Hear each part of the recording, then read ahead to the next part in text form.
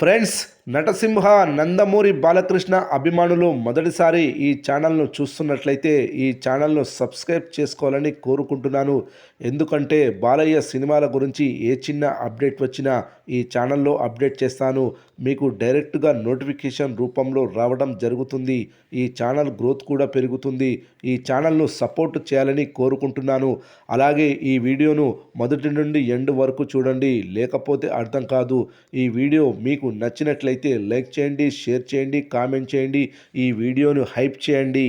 నటసింహ నందమూరి బాలకృష్ణ జోరు మామూలుగా లేదు.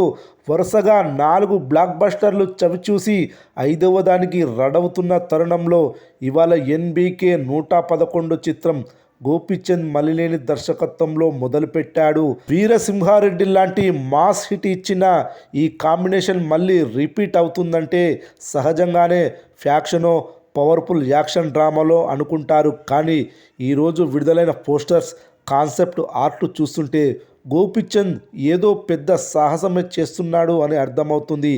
ఇది రొటీన్ మాస్ సినిమా కాదని, ఒక హిస్టారికల్ బ్యాక్డ్రాప్లో వస్తున్న విజువల్ వండర్ అని క్లియర్గా హింట్ ఇచ్చేశాడు. బాలయ్య ఇందులో 2 షేడ్స్లో కనిపించబోతున్నాడని తెలుస్తుంది.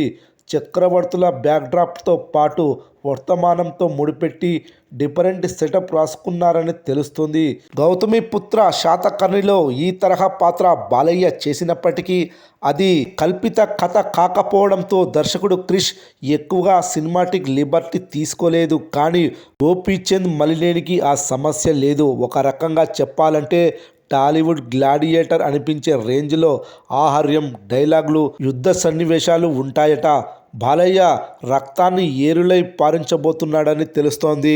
రిలీజ్ చేసిన పోస్టర్ను గమనిస్తే 2 విభిన్నమైన ప్రపంచాలు కనిపిస్తున్నాయి.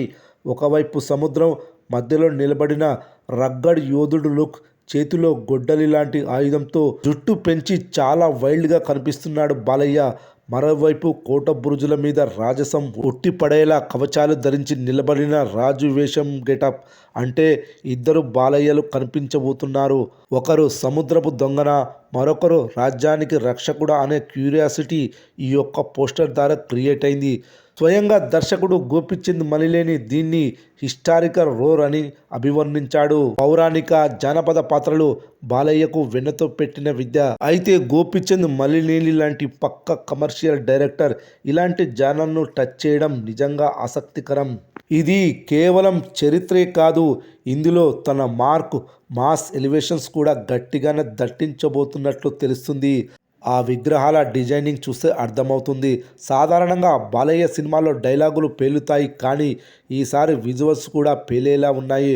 బ్యాక్గ్రౌండ్లో కనిపిస్తున్న ఆ మబ్బులు, ఆ కోట గోడలు, సముద్రపు అలలు చూస్తుంటే బడ్జెట్ విషయంలో నిర్మాతలు ఎక్కడా తగ్గలేదనిపిస్తుంది. పోస్టర్లో కనిపిస్తున్న ఆయుధాల డిజైనింగ్ కూడా చాలా కొత్తగా, పురాతన కాలం నాటి యుద్ధ వాతావరణాన్ని తలపిస్తున్నాయి. దీన్ని బట్టి గోపీచంద్ ఒక కొత్త ప్రపంచాన్ని సృష్టించబోతున్నారని స్పష్టమవుతుంది.